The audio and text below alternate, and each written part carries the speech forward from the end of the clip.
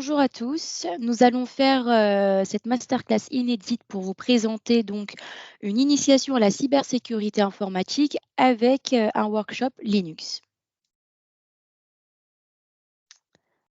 Hop. Donc, voici notre sommaire pour 1 heure de présentation avec une introduction donc, dans la matière. Nous allons également faire un petit point autour des mythes concernant la cybersécurité. Nous allons également voir les sources courantes des cybermenaces avec notamment les attaques courantes. Puis nous allons faire un petit point sur comment se protéger contre les cybermenaces et pour terminer avec un workshop donc autour des prises de commande avec Linux. Donc, nous avons avec nous 2 intervenants. Donc, pour commencer, on a Yacine, qui est notre consultant data management qui travaille chez Fastcube.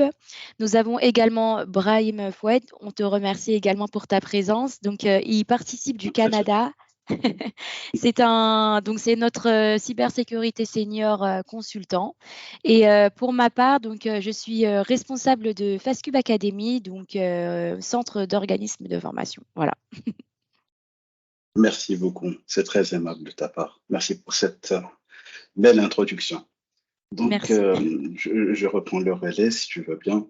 Me concernant, donc comme l'avait très bien introduit cette tâche, je suis donc consultant en cybersécurité et je souhaiterais vous introduire le sujet de la cybersécurité. La cybersécurité, elle est au centre de toutes les préoccupations, notamment vis-à-vis des dernières attaques, des dernières menaces, des dernières tendances du monde IT. Mais qu'est-ce que c'est la cybersécurité en soi? La cybersécurité en soi, c'est le fait de pouvoir protéger, de pouvoir assurer la sécurité des systèmes informatiques, des réseaux, des appareils et des données, autour de 3 grands principes. Donc, assurer la confidentialité, l'intégrité et la disponibilité de ces données.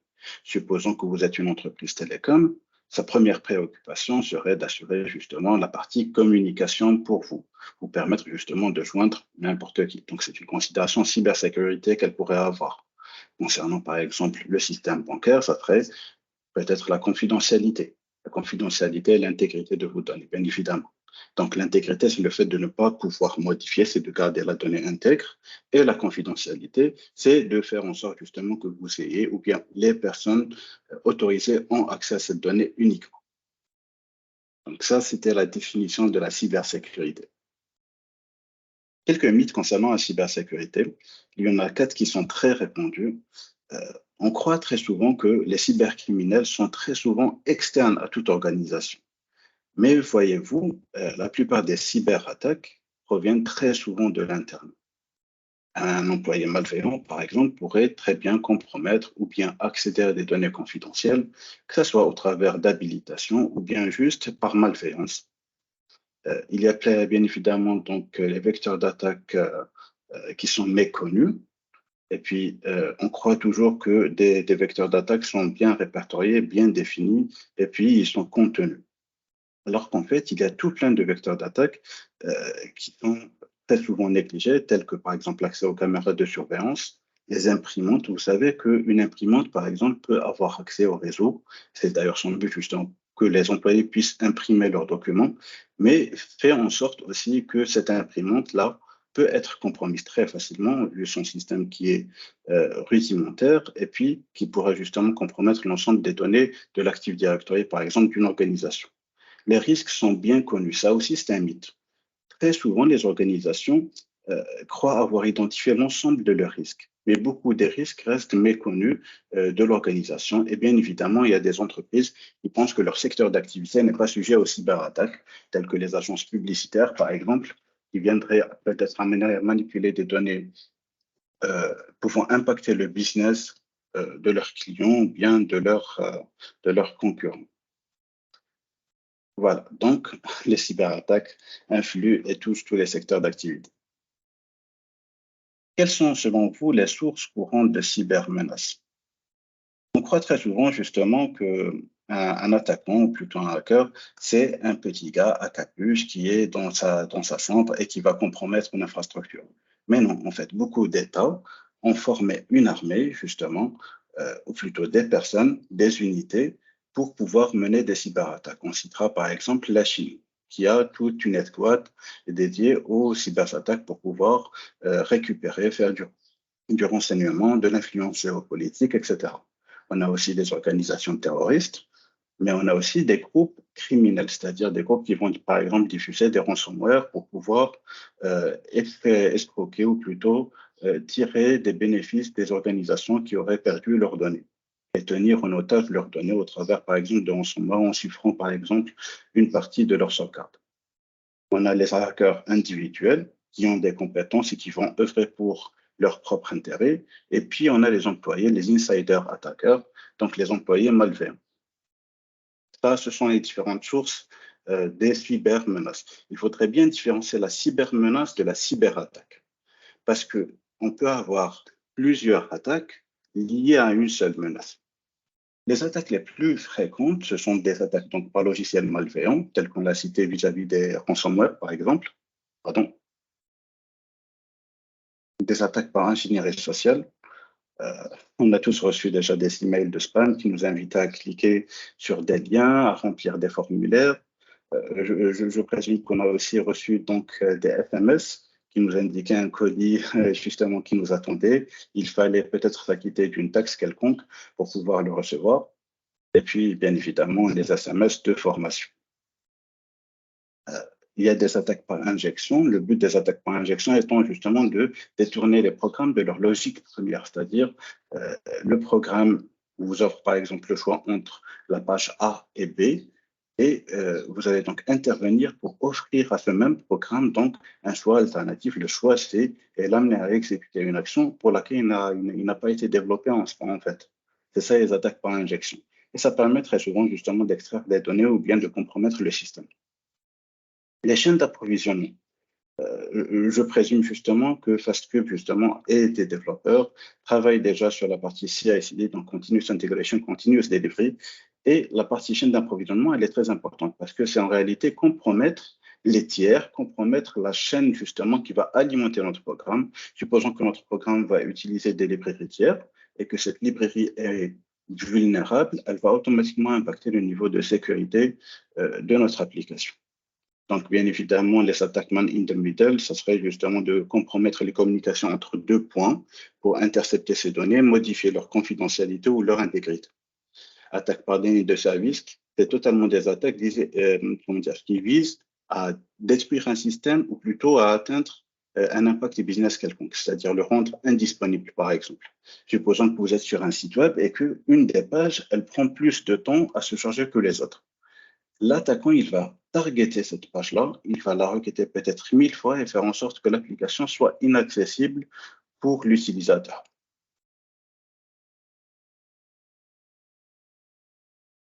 Comment se protéger contre les cybermenaces? On dit souvent, connais-toi toi-même. Donc, connais ton entreprise. Quels sont mes assets primaires? Quelles sont mes vulnérabilités? Quelles sont mes faiblesses? Quelles sont mes forces? Et puis, on articule tout ça autour de trois principes. PPT, People, Process and Tool, ou plutôt personnes, processus et outils. On se dit, on va recruter les personnes les plus qualifiées, on va les former, elles vont être efficaces justement dans leur rôle, on va mettre en place des frameworks tels que l'ISO 27001, donc des normes organisationnelles, et puis on va structurer ça autour de procédures et processus. On va faire l'acquisition de plusieurs solutions pour faire la détection d'événements, de mettre en place des contrôles de sécurité, mettre des portiques, mettre des caméras de surveillance. Donc ça, c'est la partie PPT. Et on pense être protégé. Mais malheureusement, c'est une erreur. C'est vrai, c'est une bonne part de sécurité, mais elle ne vous protège pas à 100%. Car en se connaissant soi-même, il faut aussi connaître son ennemi.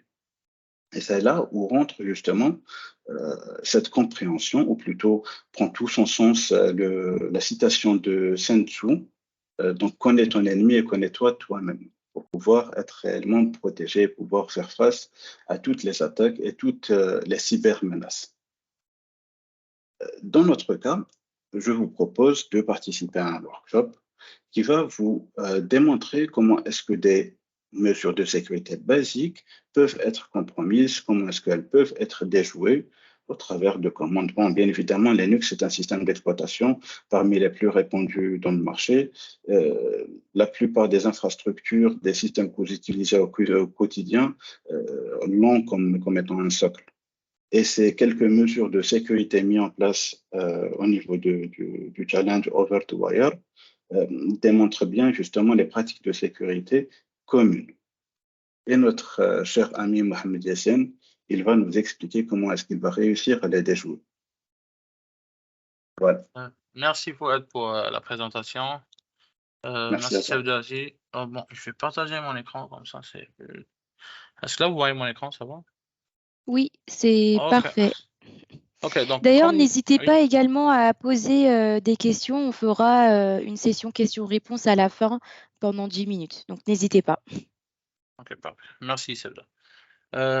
Donc, comme il a dit Fouad, maintenant, genre, donc Linux est très répandu dans les systèmes d'information qu'on a maintenant. Il est utilisé quasiment dans 90% des serveurs web, par exemple. Et du coup, ça serait plus intéressant de s'intéresser aux commandes Linux et comment on peut les utiliser pour détourner quelques mesures de sécurité qui sont mises en place maintenant.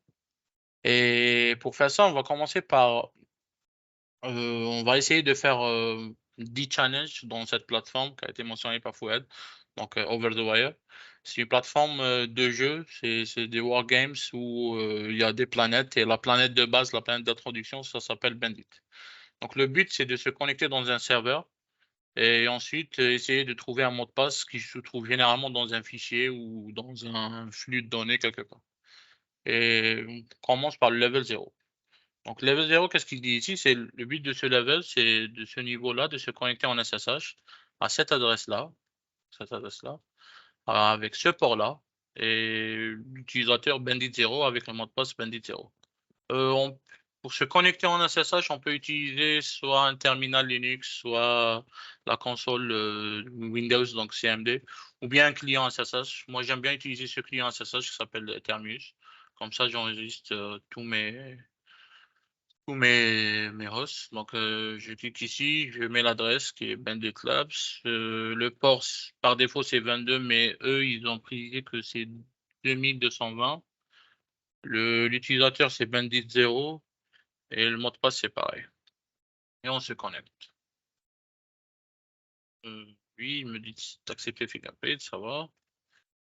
Et là, je suis dedans. Donc, je suis à l'intérieur du serveur.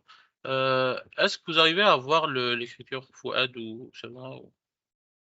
Là, c'est clair. Yes, c'est parfait, c'est parfait. Oui, okay. C'est très bien. Ok. Donc, on va maintenant essayer de remonter ou bien de se connecter avec le Bandit 1, donc l'utilisateur, le prochain utilisateur. Donc, pour faire ça, il faut juste lire la description du challenge et vous voyez ici, il y a une liste de commandes que le challenge propose. Donc ici, ls, cd, cat, et on verra à quoi ça sert. Donc ici, ils disent que le mot de passe pour le prochain niveau est stocké dans le fichier readme, qui est dans le répertoire home. Donc si je liste les fichiers qui sont dans le répertoire home avec la commande ls, j'ai effectivement un fichier readme. Et pour lire le contenu du fichier, je vais appliquer la commande cat readme, comme ça. Et hop, on a un mot de passe. Donc ça, c'est le truc de base au début. Donc, on a un mot de passe. On se connecte maintenant au prochain utilisateur. Donc, je reclique sur host. Pour ne pas copier tout, je duplique ça. Et bon, je modifie ça. Donc ça serait Bandit 1. Et le mot de passe, c'est le mot de passe que je viens de copier. C'est bon. Maintenant, je suis sur l'utilisateur numéro 1. Donc, Bandit 1. Pour arriver maintenant, pour se connecter au mot de passe, au compte numéro 2, donc Bandit 2, ils disent que le mot de passe se trouve dans un fichier qui s'appelle dash, localisé dans le home. Donc on fait ls et effectivement, c'est vrai, il y a un tiret. Sauf que si on veut faire la même chose comme on a fait dans le premier challenge, on fait 4 tirets, là, on voit qu'il ne se passe rien. Si j'écris par exemple fastcube, là, il me ressort fastcube. Je quitte ce mode-là parce que je ne sais pas qu'est-ce qui se passe, donc je fais CTRL-C. Et le souci, c'est que ce dash là, normalement, c'est un nom de fichier, mais j'arrive pas à me connecter j'arrive pas à afficher le contenu de ce dash. Pourquoi? Parce qu'il considère ça comme une entrée standard. En fait, sous Linux ou bien même dans les autres OS, il y a 3 entrées. Il y a le std in, std out et std r, donc pour les erreurs. Et là, ça serait un truc qui consomme de l'information et cat, elle ressort l'information. Donc, elle fait un std out. Donc, en fait, c'est pour ça que quand j'ai écrit fastcube, il va ressortir fastcube. Donc, comment dire à cat que ce dash-là, c'est un nom de fichier, mais c'est pas l'entrée standard. Donc, je vais essayer de faire 4 dash comme ça. C'est pareil, ça marche pas. C'est pareil. Je vais essayer avec des doubles cotes, c'est pareil. Donc, en fait, qu'est-ce qu'on peut faire, c'est on peut donner le chemin complet de ce fichier. Sauf qu'on ne sait pas où on est. On sait que c'est le bandit 1. Et sous Linux, les utilisateurs ils sont dans un dossier qui s'appelle home. Mais si on ne sait pas où on est dans le dossier, donc dans quel dossier on est, on peut appliquer la commande pwd. Ça veut dire affiche-moi le répertoire courant. Print working directory. Et là, ça m'affiche ça. Je recopie ça. Et je rajoute le dash. Et j'applique maintenant le 4. Là, ça m'affiche le mot de passe. Ça, c'est une manière de lire le fichier. En fait, pourquoi cette plateforme, elle propose ce type de challenge comme ça? Si par exemple, quelqu'un il dit, OK, je sais que je vais mettre mon mot de passe quelque part dans le serveur et je suis un peu malin, je vais le mettre dans un fichier qui s'appelle dash, comme ça, personne ne peut le lire. Mais effectivement, il y a des moyens de lire le fichier. Donc, ça contourne ce que l'utilisateur a pensé. C'est pour cette raison qu'il y a ce type de challenge dans cette plateforme. Donc, ça, c'est une manière de lire le mot de passe, mais on peut faire d'une autre manière. Donc, on met un point. Un point, ça veut dire que c'est le répertoire courant. Donc, qu'est-ce qu'on dit ici? C'est répertoire courant, slash, dash, ça veut dire que c'est comme si j'ai donné tout le chemin, mais ça, c'est pas un chemin absolu. C'est un chemin relatif par rapport au répertoire courant. Ensuite, le dash. Donc, on récupère le mot de passe et on duplique, je duplique ça. Bon, il y a beaucoup de copies. Et là, ça serait le 2.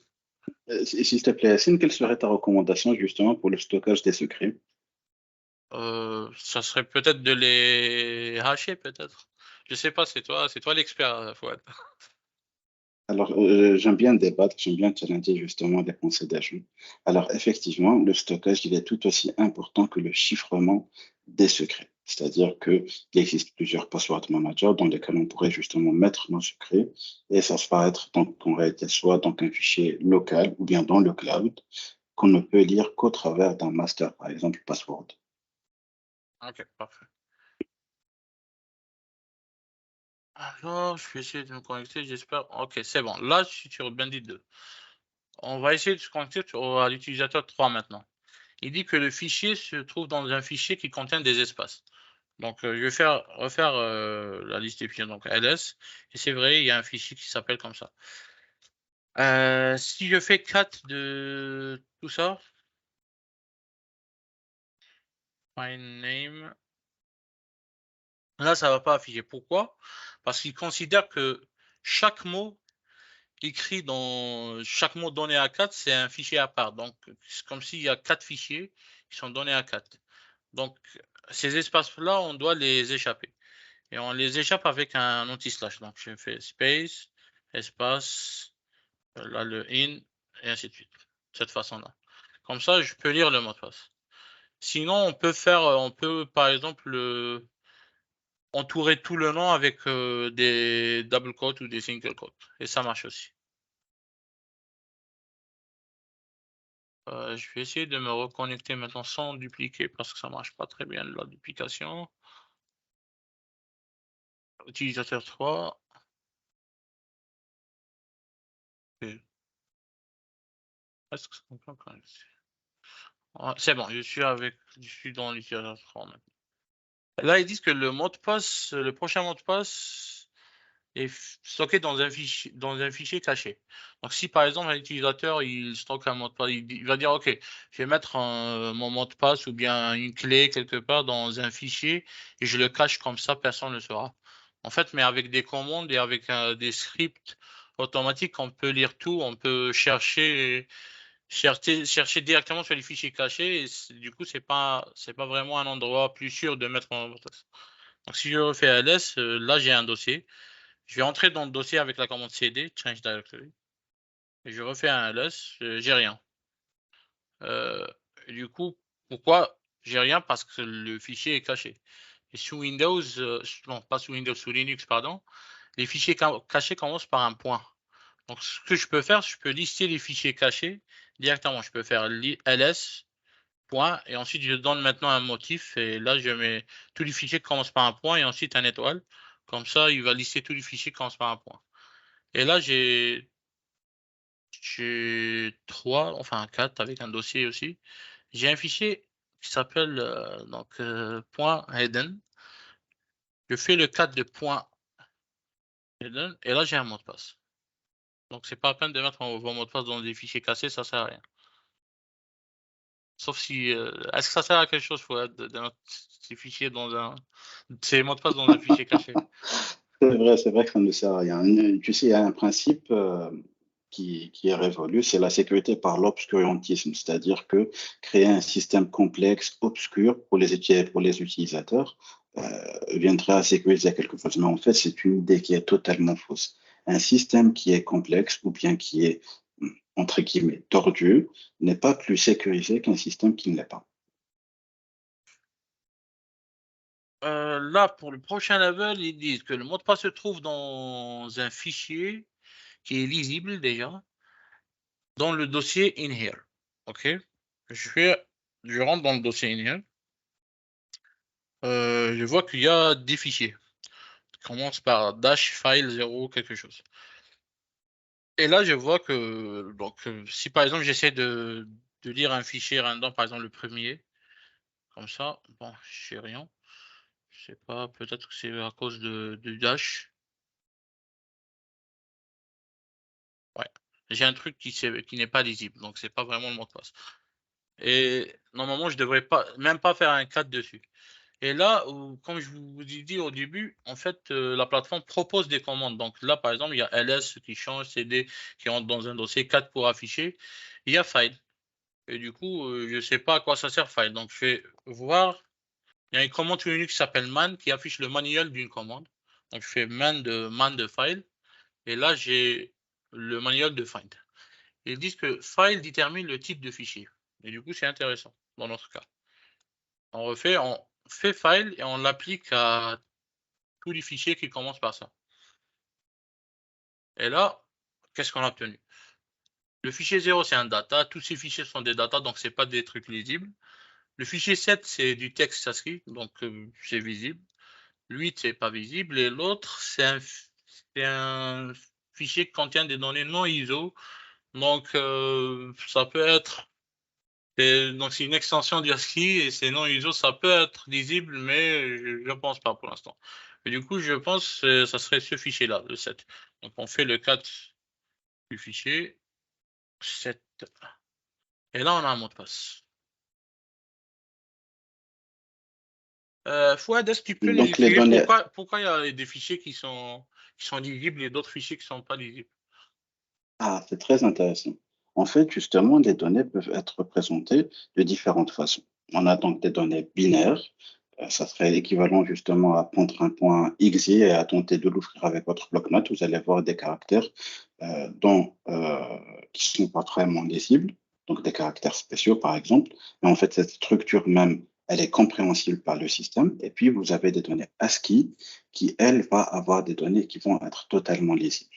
Et là, notre objectif a été justement de détecter quel est le fichier qui contient des données lisibles pour qu'on puisse le retrouver dans le système.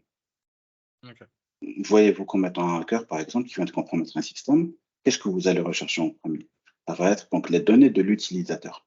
Et c'est un bon moyen justement de déterminer quelles sont les données lisibles donc, que l'utilisateur a rédigées dans un système. C'est Ok, top. parfait. Ok, parfait. On attaque maintenant le level 6. Donc, ils disent que le mot de passe se trouve dans un fichier quelque part dans le dossier inhere. Et ce fichier, il a ces propriétés-là. Donc, en imaginant que quelqu'un a fait le malin, il a créé genre 1000 fichiers et il a mis le mot de passe dans l'un des fichiers juste pour ralentir un peu la tâche d'un pentester ou bien d'un hacker qui veut utiliser le. En fait, cette manière de faire, c'est pas vraiment la bonne manière. J'espère que tu confirmes, Fouad. Effectivement, effectivement. Tu as totalement raison, mon ami.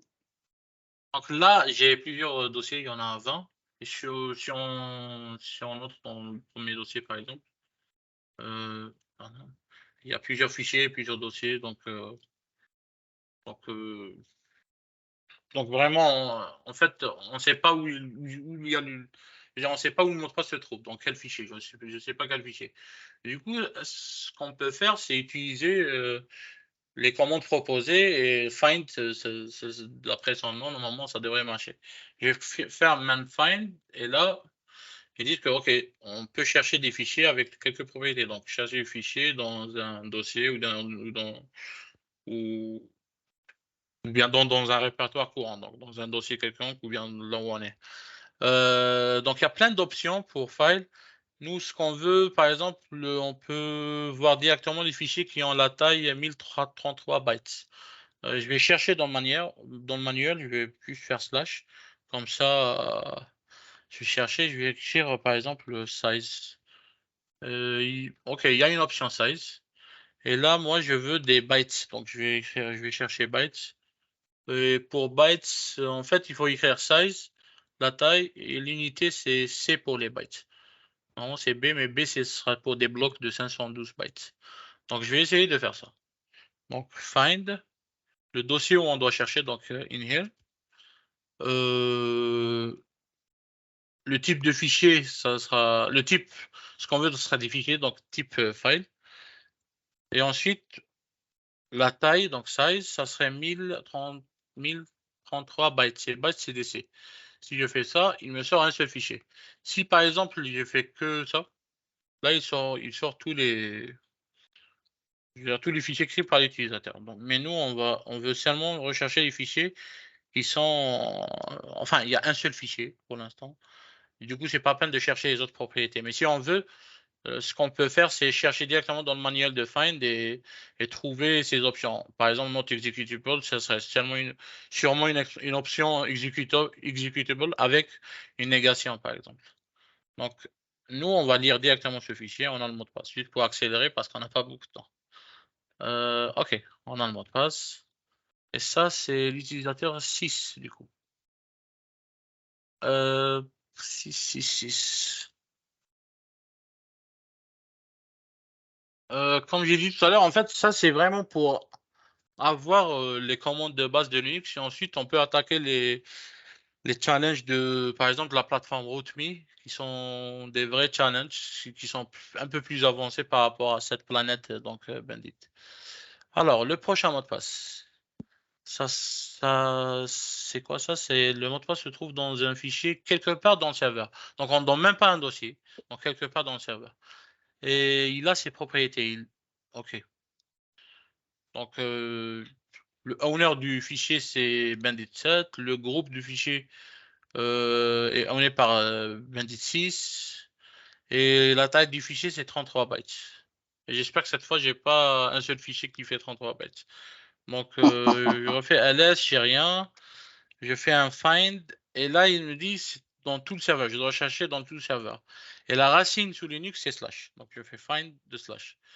Ensuite, en fait, si je cherche comme ça, il me donne une liste, bon, c'est presque peut-être 10 000 fichiers. Donc là, c'est pas ce qu'on veut. On va préciser par exemple la taille 33 bytes, c'est C. OK. Il me sort beaucoup de trucs. Ça, c'est des fichiers. Et des fois, il me sort des permission denied. Pourquoi? Parce qu'on n'a pas le droit de chercher dans ces dossiers-là.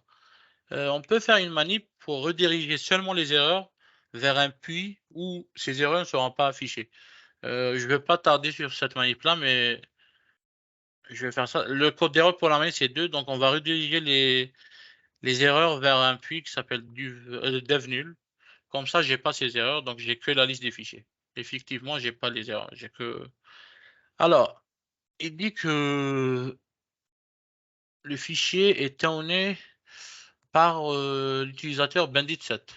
Il y a une option pour find. Si vous cherchez dans le manuel, ça s'appelle user, je pense. Et là, on écrit bandit7. Et il y a 2 fichiers. Nous, on va pas chercher. On va réappliquer une autre option. Donc, le user, c'est bandit7, mais le groupe, c'est 6. Donc, je pense qu'il y a l'option groupe aussi. Et c'est bandit6. Bandit avec un T. Et là, il me sort un seul fichier, celui-là. Alors, je copie, je fais un cut de ça, et j'ai un mot de passe. Pour l'utilisateur 7. J'espère que... Est-ce qu'il n'y a pas de questions, Sevda? Pour le moment, non. Ok. Alors, N'hésitez pas à interagir, c'est vraiment avec un immense plaisir. ok, on est entré dans... on est dans le répertoire de l'utilisateur 7, et on veut passer au 8. Là, il dit que le mot de passe se trouve dans un fichier qui s'appelle data à côté du mot millions. Ok, je vais voir s'il y a un fichier. Il y a effectivement un fichier data. Si je fais un cat de data, ok, donc c'est un gros fichier et on ne sait pas c'est quoi le mot de passe. Donc peut-être qu'il y a un malin qui veut faire pareil. Il crée un gros fichier avec du bruit dedans, plein d'informations. Et ensuite, il écrit password et à côté le vrai mot de passe. Donc nous, ce qu'on veut faire, c'est faire une recherche dans ce fichier. On peut ouvrir un éditeur et chercher et tout, mais si on veut avoir un truc un peu robuste avec un script et un truc vraiment automatique, le mieux c'est d'appliquer des commandes. Et là, parmi les commandes qu'il me propose, il y a grep. Donc si je fais man de grep, je dis OK, grep print lines that match patterns. Donc afficher les lignes où le motif s'applique. Donc je fais grep et là il dit millions. Donc je vais chercher millions dans le fichier data.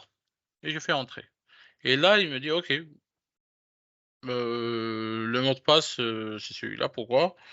Enfin, grep, elle a sorti elle a fait la recherche, elle a sorti la ligne exactement où il y a millions. Si par exemple, là, je vois qu'il y a, je sais pas, je vais afficher une partie du mot de passe, PSKZ, là, il me sort ça. Et ça, c'est très pratique. En fait, grep, on l'utilise souvent surtout dans la sécurité. Surtout quand on veut, par exemple, supprimer quelque chose des logs en tant que hacker, mais pour la défense, si on veut, par exemple, supprimer des données sensibles qui ont été fuitées ou je pense que tu as eu déjà affaire à ça, Fouad, une fois. Alors oui, malheureusement, vous savez, dans le niveau de log, il y en a 7. Et le niveau, par exemple, debug ou informatif, lorsqu'il est par inadvertance activé dans un environnement de production, il vient à loguer, donc à mettre dans les journaux d'événements, les mots de passe des utilisateurs, des secrets, des noms et prénoms. Et en vue de la loi RGPD, et aussi des principes de sécurité, il faudrait justement supprimer ces données-là, les anonymiser, les supprimer de façon à ce qu'il ne résiste plus au niveau des logs, mais sans pour autant toucher justement à des données clés telles que la date de notification. Okay. Et grep, il est très utile dans ce type de case, mais aussi SED par exemple. En plus, elle est très rapide aussi. Alors, maintenant, on veut accéder au niveau 9. Pour accéder au niveau 9, le mot de passe se trouve dans le fichier data encore. Donc, il y a un fichier data, OK. Si on veut l'ouvrir. OK, il y a plein de trucs, plein de mots de passe. Il dit que le mot de passe, c'est la seule ligne qui n'est pas dupliquée, donc qui apparaît une seule fois. Ah, OK. Et là, il propose des commandes, donc rep, sort, unique. Là, unique, par exemple, ça m'a l'air OK, donc je fais unique de data. Par contre, il me sort plusieurs lignes. Pourquoi? Parce qu'en fait, les données ne sont pas ordonnées. En fait, il faut d'abord ordonner les données et ensuite appliquer unique pour qu'elles compactent. Et c'est elle qui cherche vraiment les lignes qui ne sont pas dupliquées. Donc, si je refais sort de data, là, on voit qu'il leur donne les mots de passe. Ici, on cherche bien, peut-être qu'on trouve un mot de passe, une ligne qui est unique, qui n'est pas dupliquée, mais moi je ne veux pas faire ça. Donc, je vais appliquer des commandes. Donc, comment faire? Je fais sort, et là, je redirige la sortie de sort vers unique. Comme ça. Sauf que il se passe rien, mais en fait, là, c'est des vrais, les vrais, en fait, unique, elle réaffiche toutes les lignes avec un compteur. Donc, si on regarde, par exemple, le manuel de unique, on voit qu'il y a des options, par exemple, C. Le C, c'est quoi? C'est count. Donc, si je refais la même commande et maintenant j'ajoute l'option C, là, je regarde que cette ligne a été dupliquée 10 fois, 10 fois, 10 fois, 10 fois. Il y a cette ligne qui est dupliquée, qui n'est pas dupliquée, donc c'est une seule fois. Et on peut récupérer cette ligne. Mais imaginons que cette liste-là, elle est très grande, donc je ne vais pas chercher comme ça. Donc, ce qu'on peut faire, on peut par exemple redonner cette sortie à grep et on cherche par exemple là où il y a un 1 tout seul. Et comme ça, je récupère le mot de passe. Sinon, si je recherche dans le manuel de unique, et on voit par exemple les options défiler comme ça, et à un moment donné, il y a l'option U qui affiche seulement les lignes uniques. Donc, ce qu'on peut faire, au lieu de donner ça à grep, et au lieu d'utiliser l'option C, on utilise directement l'option U. Comme ça, j'ai la même ligne. Vous voyez ici que c'est la même ligne. Je vais essayer de me connecter maintenant avec cet utilisateur 9 et on passe directement aux autres challenges. Enfin, peut-être qu'on fait le 10 aussi. Alors, maintenant, on veut accéder à l'utilisateur 10. Il dit que le mot de passe se trouve dans Data. OK. Et il faut que ça soit lisible, pardon. Et le mot de passe est précédé par une suite d'égal. Donc, le caractère égal. On va essayer de lire le fichier Data. OK, c'est du charabia, j'ai rien ici. J'ai même mon terminal qui... Ok, j'ai appliqué un commentaire pour tout effacer, je voulais pas avoir tout ça. Et du coup, je peux pas lire vraiment. Même si je fais un grep de plusieurs égales, par exemple, sur data, là, j'ai rien. Pourquoi il dit que c'est pas un fichier lisible? Donc, c'est du binaire. Donc, parmi ces commandes, il y a strings, par exemple. On va essayer d'appeler strings sur data. Effectivement, j'ai maintenant un truc lisible. Bon, le mot de passe, je le vois ici. Mais on va faire comme si on ne l'a pas vu, ok? Je vais faire ça. Donc, j'applique string à data, et ensuite je fais un grep de plusieurs égales. Et là, effectivement, j'ai the password is, et ensuite celui.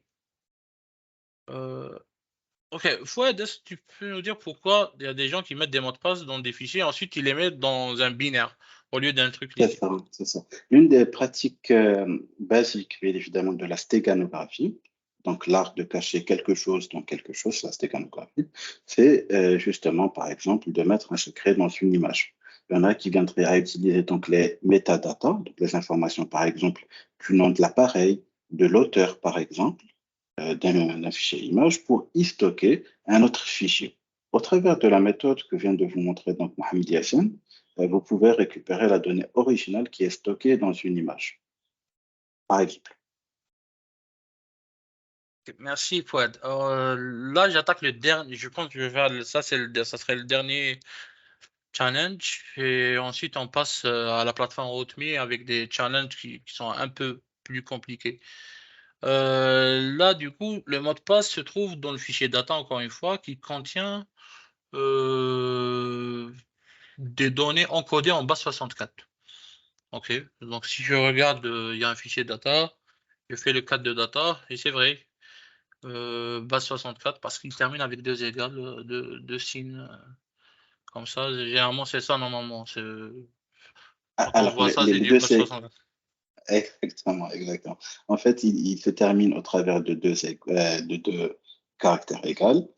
C'est le padding, ce qu'on nomme padding, et tu trouveras toujours que la longueur de la chaîne, elle est justement divisible par deux. Oui. Parce que chaque deux caractères qui sont affichés dans la chaîne représentent un caractère d'origine. Ok. C'est en réalité une transformation qui garde l'intégrité de l'information, mais qui n'est pas garante de la confidentialité de cette information. Parce qu'on peut justement revenir à la source de la donnée même. Ok. Du coup, là, j'ai une donnée qui est encodée en base 64. Sauf que moi, je veux la donnée brute du départ. Et du coup, je vois ici qu'il y a une commande base 64. Je vais voir dans le manuel de base 64. Ah non, si, base 64. Voilà. OK, OK, encode ou décode du données est affiché dans la sortie standard.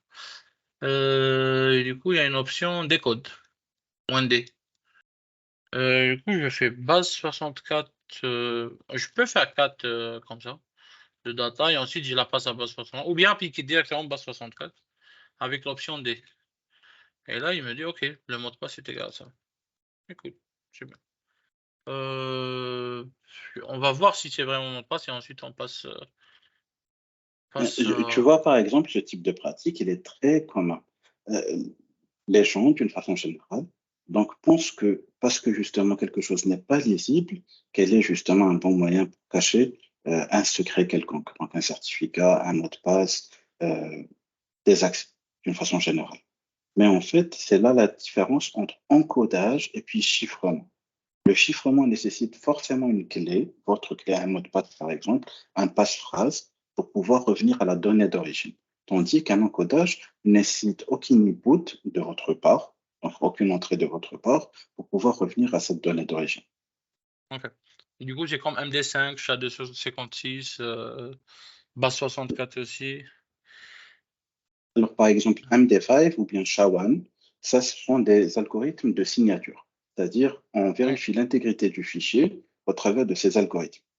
C'est pas forcément le meilleur moyen de stocker justement un mot de passe, parce que justement, c'est conditionné par des vulnérabilités inhérentes au système de chiffrement lui-même. C'est-à-dire que, par exemple, le MD5, au travers des dernières cartes graphiques, on peut calculer plusieurs millions de MD5 justement à la seconde.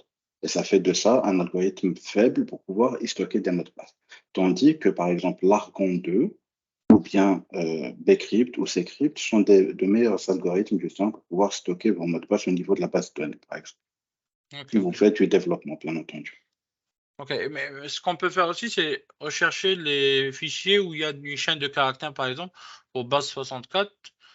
Si par exemple un malin veut cacher son mot de passe dans un encodage de base 64, on cherche tous les fichiers où il y a des lignes qui se terminent par égal égal, et ensuite on Exact, sait que c'est du exact, base 64 et on applique un décodage et on a le mot de passe. exactement, OK. exactement.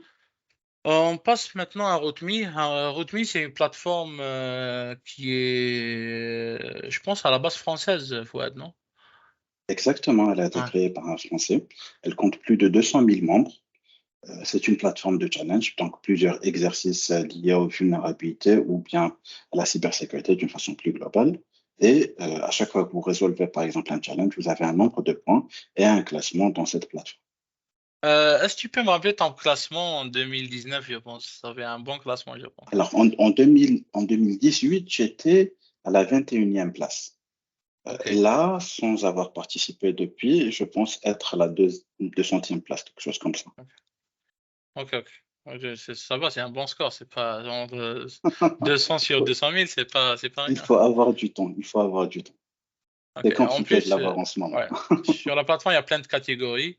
Nous, on s'intéresse à la catégorie AppScript, juste pour appliquer ce qu'on a fait maintenant. Et on va directement sur le premier challenge qui a été validé par 15% des membres. C'est ça, normalement. Ouais. Donc, on ouvre le challenge. Qu'est-ce qu'il dit ici? OK. On a un fichier en C qui fait donc un truc un peu bizarre. Donc, il applique ça. On ne sait pas pourquoi. Et il y a cette ligne aussi, on ne sait pas pourquoi. Donc, on ne sait pas qu'est-ce qui se passe ici. Mais, OK, cette plateforme elle propose directement, on peut accéder directement en SSH, ou bien on utilise le web SSH. Je vais utiliser ça, c'est plus pratique. C'est pas la peine d'entrer rien que. Je vais zoomer. Vous me dites quand c'est lisible. C'est lisible comme ça? Yes, c'est bon. OK. Là, je fais un ls. Bon, je sais pas pourquoi. Ouais, c'est bon, ça marche. Je fais un ls, il y a un fichier makefile ch11, donc ça, je suppose c'est un binaire, et ch11c, c'est un code source. Je fais le cat de ch11c, et là j'ai le fichier qui était dans le challenge. OK. Si je liste les fichiers avec plus d'informations, donc comme une liste comme ça, alors on a un fichier qui s'exécute. Donc ça, c'est les droits. Donc là, ça veut dire qu'on peut lire le fichier. Donc on peut lire les 3 fichiers. Mais sur ch11, on peut l'utiliser, on peut l'exécuter aussi. Et pour l'exécuter, on donne seulement le chemin. Donc soit on donne le chemin absolu, ou bien on l'applique comme ça. Et effectivement, qu'est-ce qu'il fait? En fait, il applique la commande système. Donc il applique ls de ce fichier-là. Et ce fichier-là contient le mot de passe. Et le but du challenge, c'est de trouver ce mot de passe-là. Donc d'arriver à lire ce fichier. Sauf qu'il y a un S ici. Et ce S-là, c'est 7 ou 8, c'est ça, Fouad? setuid, Ah, exactement. 7. Et du coup, à quoi ça sert, Fouad? Alors, c'est justement la possibilité d'exécuter donc le binaire selon un utilisateur et un groupe défini, plutôt un utilisateur.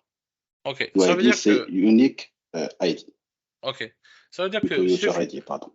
ouais, là, je suis connecté. Donc, pour savoir quel utilisateur je suis connecté, ça, on regarde dans le prompt ici. Mais s'il n'y a pas un prompt, on applique la commande ID. Donc, on dit que nous, on est donc AppScript 11. Et ce fichier, on peut le lire avec AppScript 11. Et là, ça, c'est le owner du fichier. Exactement. OK, pourquoi il m'affiche ça? OK, c'est pas grave. Ça, c'est le owner du fichier. Et avec le S, ça veut dire qu'on peut exécuter le fichier avec les droits du owner, donc avec AppScript 11 Cracked. Sauf que vu qu'on ne peut pas modifier le fichier, donc cette personne-là, elle dit OK, ça va. Il ne peut pas changer le fichier. Et du coup, c'est moi qui décide qu'est-ce qu'il y a dedans.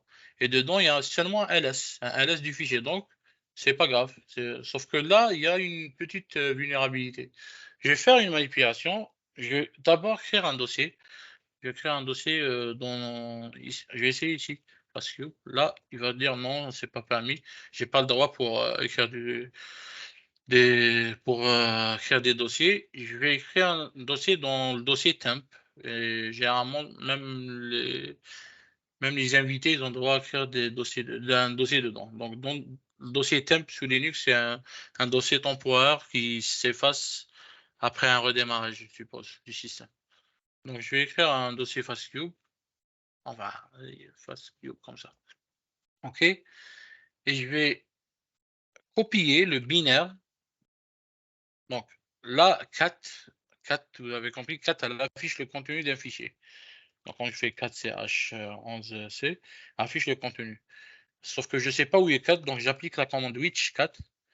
Et elle me dit que c'est ce binaire-là. Donc, je vais copier le binaire avec la commande cp.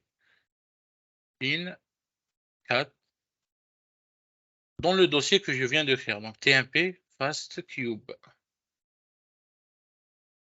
Et je vais renommer cat en ls. Donc, comme ça, j'ai copié le binaire de cat dans ls. Et si je vais à tmp de fastcube, je fais un ls. Là, j'ai un ls. Et si j'essaie d'appliquer le ls, en fait, il se comporte comme un cat.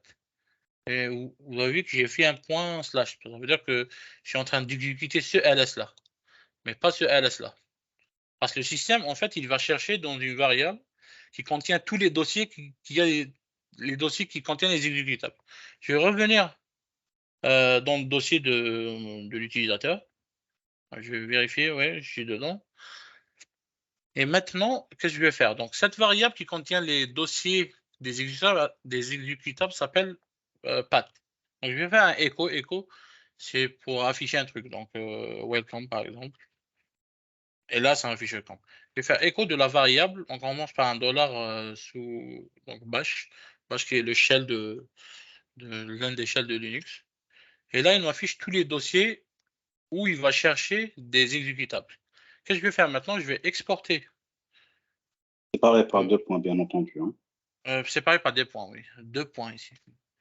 Je vais exporter la variable path, je vais changer la variable path et je vais dire, OK, là, ça sera le dossier que je viens de créer, donc TMP FastCube, 2 points, et ensuite les anciens variables. Donc comme ça, quand je fais écho de path, là, vous voyez qu'il y a FastCube, TMP FastCube au début. Maintenant, je vais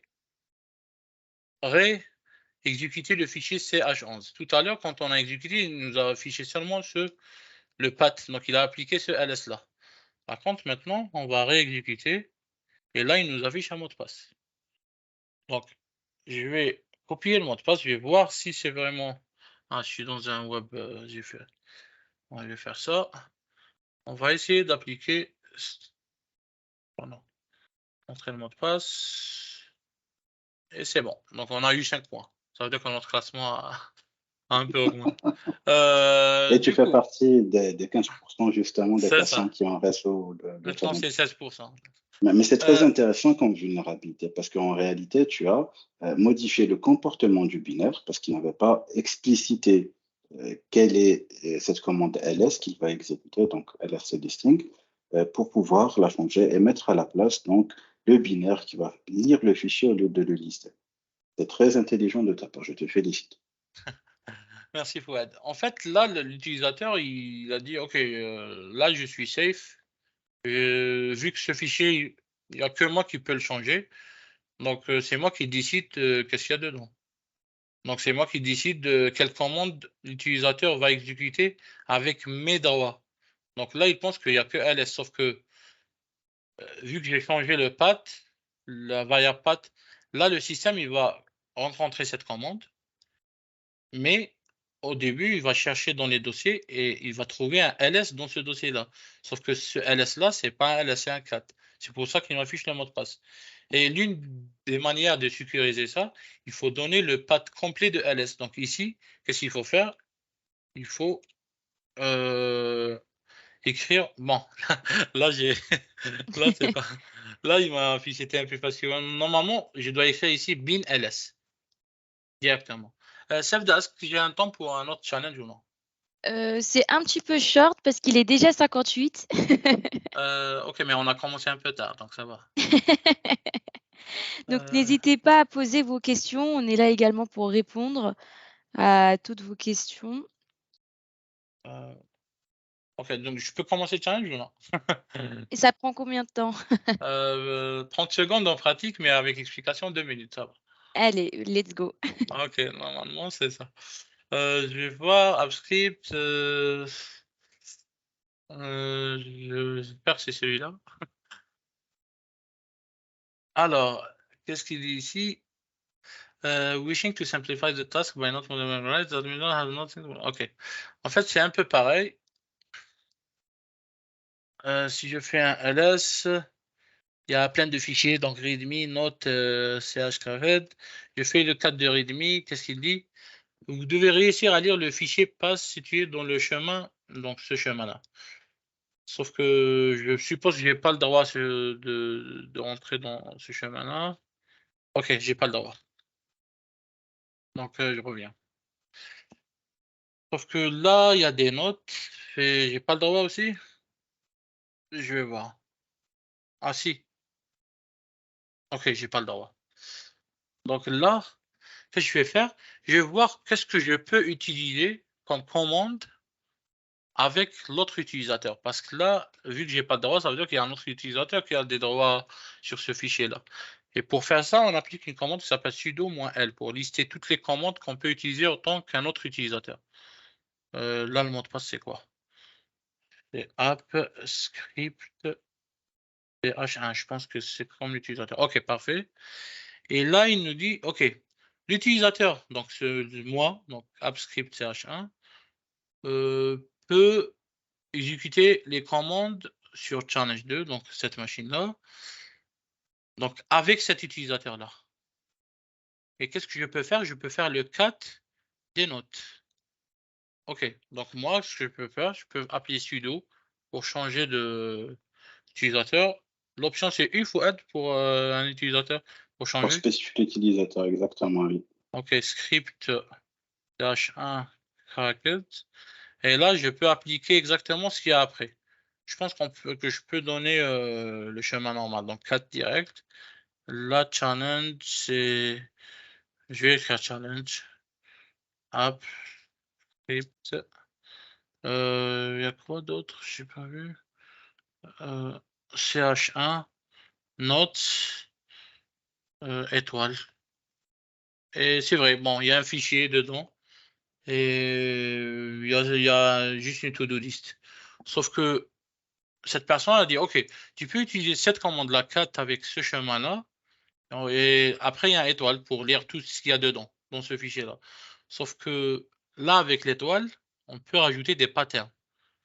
Là, si je fais un ls, moi, apport liste et tout, il dit qu'il y a un point, c'est le répertoire courant, 2 points, c'est le répertoire parent. Donc, ce qu'on peut faire, c'est on peut rappliquer la commande, mais au lieu d'utiliser l'étoile, je vais faire 2 points comme ça pour revenir en arrière. Et là, le but du challenge, c'est de lire le mot de passe qui est dans CH-Cracket. Vu que je suis en arrière, donc je peux entrer dans CH1 Cracket. Et maintenant, il y a un fichier passe. Quand je fais entrer, j'ai le mot de passe. Je sais pas si tu as une explication de Bien sûr. pourquoi Alors, cette vous voyez, vulnérabilité à chaque fois qu'il y a 2 points, ça va annuler le dossier précédent. C'est aussi simple que ça. Là, le problème vient de notre étoile. C'est-à-dire qu'on a défini un filtre au travers de l'étoile. Il fallait exclure justement le point et les 2 points qui sont des chemins symboliques et qui vont soit vers le dossier courant, soit vers le dossier précédent et spécifier uniquement donc les fichiers, par exemple, auxquels on y a accès. C'est ça la vulnérabilité, ne jamais utiliser l'étoile. Donc, il faut toujours avoir une approche pessimiste, ne permettre que ce qui est permis de faire comme cas, ce qu'on a énuméré comme solution, et ne pas prendre la totalité et exclure le comportement, par exemple, qu'on ne souhaite pas. Donc, toujours l'approche pessimiste. Donc, il faut vraiment pas donner, il faut vraiment spécifier chaque cas au lieu de donner d'ouvrir l'accès à tout et refuser l'accès à certains trucs. Parce que peut-être on va oublier quelques motifs. Exactement. Ok, parfait. Sevda, j'espère que j'ai pas pris beaucoup de temps. Non, ça va. Ok, parfait. Merci beaucoup à vous d'avoir expliqué et merci beaucoup aux participants. J'espère que tout s'est bien passé. N'hésitez pas également à poser vos questions. Donc, pour le moment, je n'ai pas de questions.